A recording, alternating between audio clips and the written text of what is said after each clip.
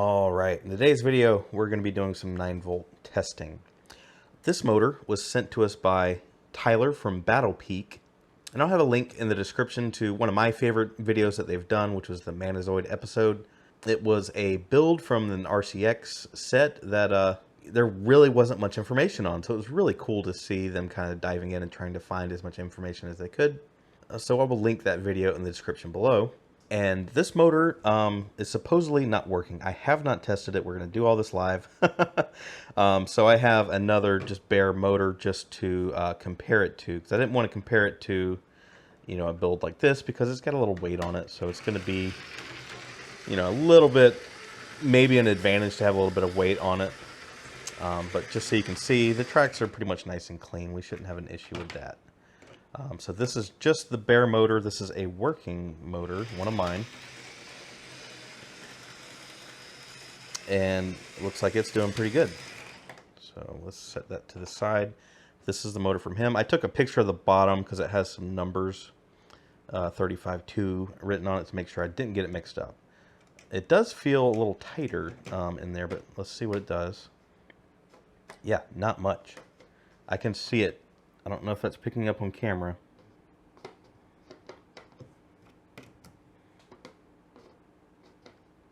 And now it's not doing it. It jumped forward just a little bit. But yeah, there's just... okay. That's full power. And that should be going a lot faster than that. And then it's just stopping. I can see the LED on here isn't dimming or anything, so I think it's something internal to the motor. Let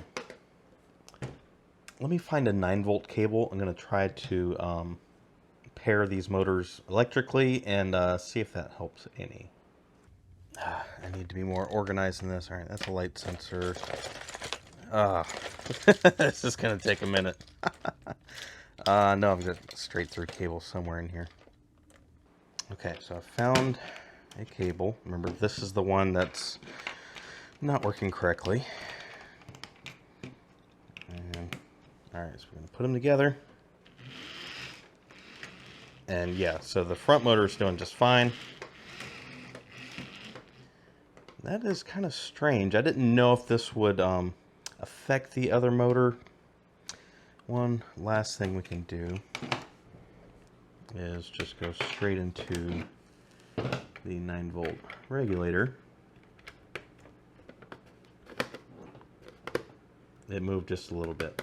So what I'm thinking it is there's a some type of protection device in here. I don't even remember if it's like a thermistor or I know there's different components they will use to make sure the motor doesn't overheat or those kind of things.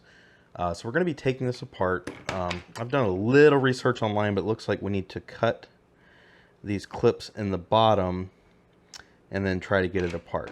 So let's take it down to the workshop and see what we can get figured out.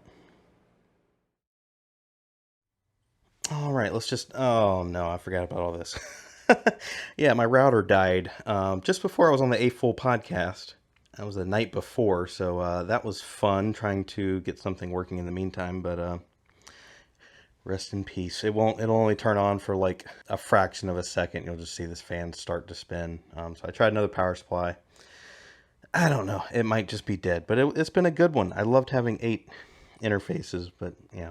Anyways, that's not why you're here, so let me get all this out of the way so we can work on our motor. Okay, just to kind of confirm again, so we should have 4.5 volts. The lamp is lit. And I'll bump up the voltage. 7 volts, basically. Nothing. So yeah, let's start popping these clips and try to get this thing apart. Again, I've never done this before, so I'm just going to try to get a good look at this. Looks like those are the clips that hold it in. God, there's, what, 10, 12 of them? So I guess we're just going to start kind of cutting them. I don't know what else to do, really.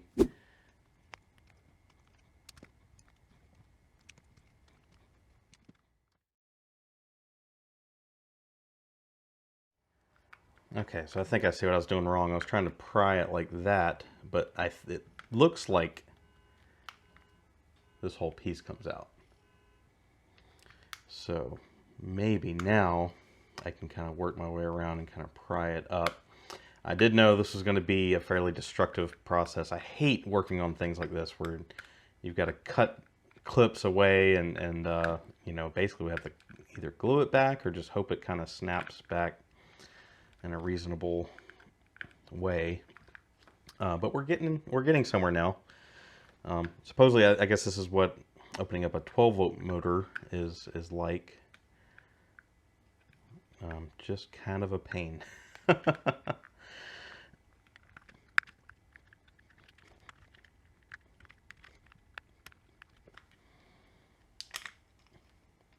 Okay, got it.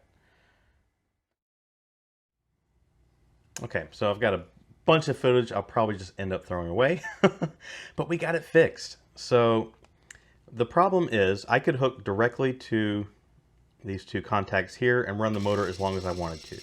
I could use it with or without this, some kind of maybe protection diode, something like that. With or without that, it didn't matter. But if I use the contacts, if I use the 9-volt connector there, or of course running it on the track, it just would sputter and do some weird and strange things. And I could not figure it out. And then I started programming around with the multimeter and found that this side was fine. It was only this side that was the problem. So let's go ahead and pop our motor out. And that little disc right there, I didn't even see it. You know, all this time I've been messing with it, and I've been down here a while. This is the resettable fuse. So how about that? After all that, I had to do a little bit of Googling. I found a website where somebody had disassembled a old 9-volt motor, and they talked about this little disc that fell out. And this is, it's a little bit thicker, and it's a little more bigger in diameter, just by a little bit. And then Philo himself in the comments saying, yes, that's the resettable fuse. So I did take apart this, kind of mangled it, but you can see it was already looking really rough on the contacts. It had some marker on it, and you can see some corrosion inside. But yeah, I could not believe it looking at these. These are very similar motors, but definitely not the same. And this has, you know, a gear on both sides. So it's not like you could just throw this in there. I was really hoping you could, because just looking at, you know, the back, this is all the same. But they are different motors. It's a different size. And even though this is a different size, we're going to use it. And I'm just going to go right back into the same spot. And you got to watch these, you know, these metal tabs and contacts to make sure nothing gets out of alignment. And like I said, it's bigger and it's thicker. So basically, I think I'm just going to jam it in there. That's what I did earlier. So I've already kind of done all this and tested it, and it seemed to work fine. All right, make sure I'm not messing that up. Let's get on camera. And yeah, just like that. Okay. So I'm making sure these are still in there good.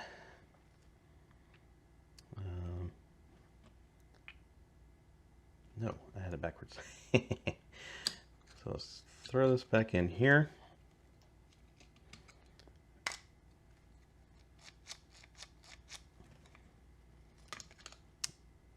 Easy, all right.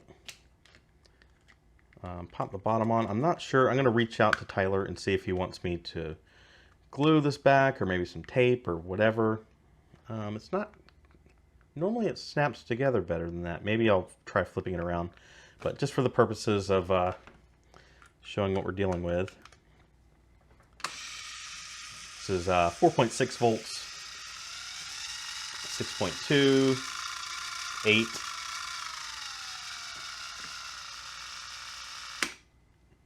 Yeah, that's great. So I do think it was just this little guy that went bad. So that was nice and easy. Thankfully, I have just tons of these motors laying around. I was trying to find a place to order these from. I think DigiKey had them, and it was like 15 weeks. And It's going to be really tough to try to source this exact thing. So I'll look into it and see if I can find any information. I'm not really sure if this one is going to be exactly the same because, like I said, it's a slightly different size and all that. So I don't know if the current rating is different or anything like that. I'm just going to call it good. The motor definitely works better than it did before. I kind of doubt you'd really cause any damage to the 9-volt regulator because it has short protection and everything like that. So maybe the motor could burn up eventually or something. I don't really know. This is all a little bit above my pay grade. I don't claim to understand everything about this stuff.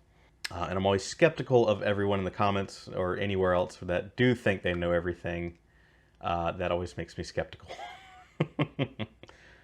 So I'm going to take this back upstairs and try to maybe pull some cars with it. And I'll probably try to wipe it off a little bit because I've got this grease everywhere. I've got the grease on my phone screen where I was pressing record.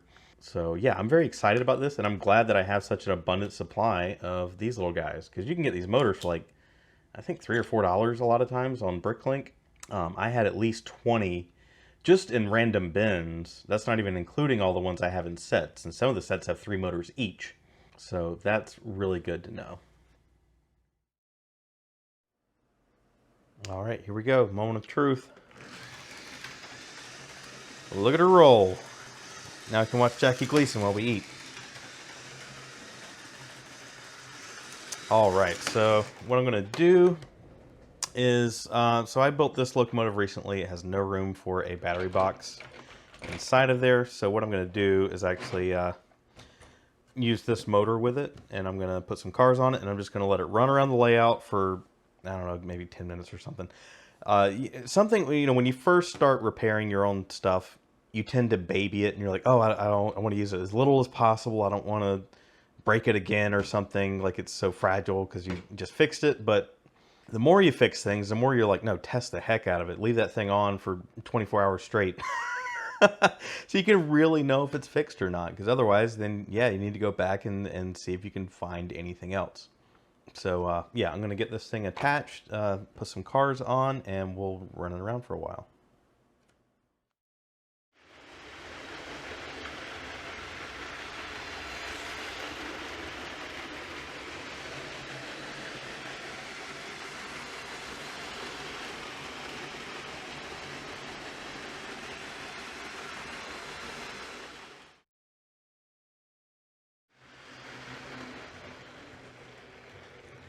All right, so little change of plans. So like I'm going to put some text, you know, when I was taking this motor apart, because I didn't really do it in the correct way, I don't think. Because I couldn't see that it separated on this line here.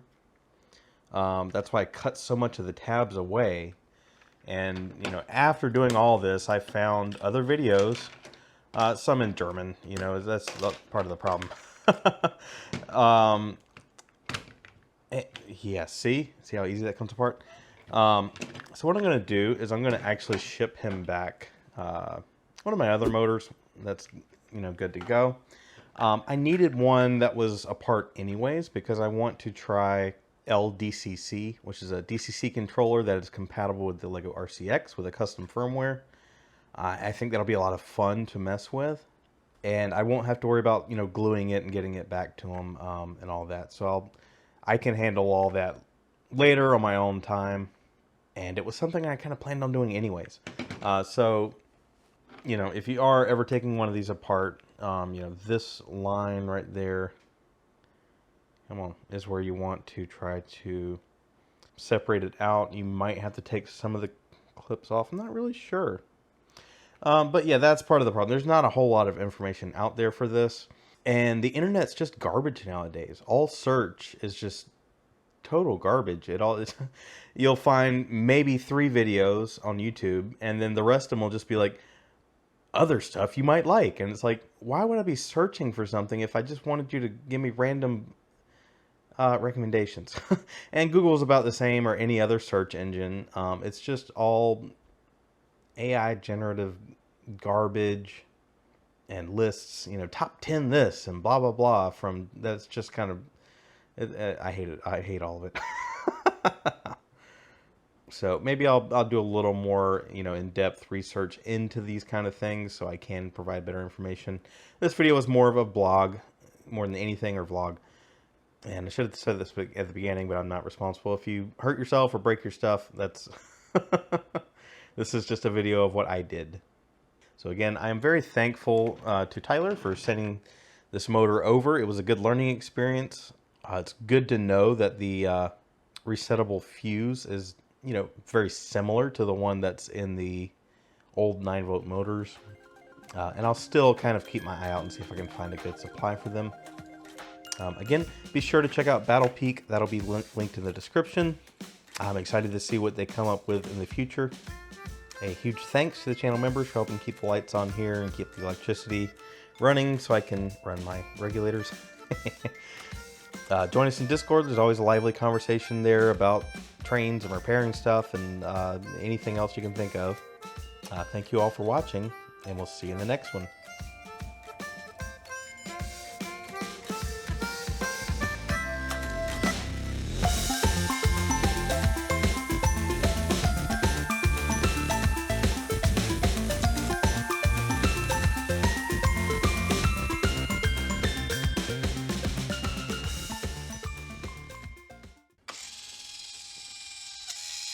Whoops. No, don't do that.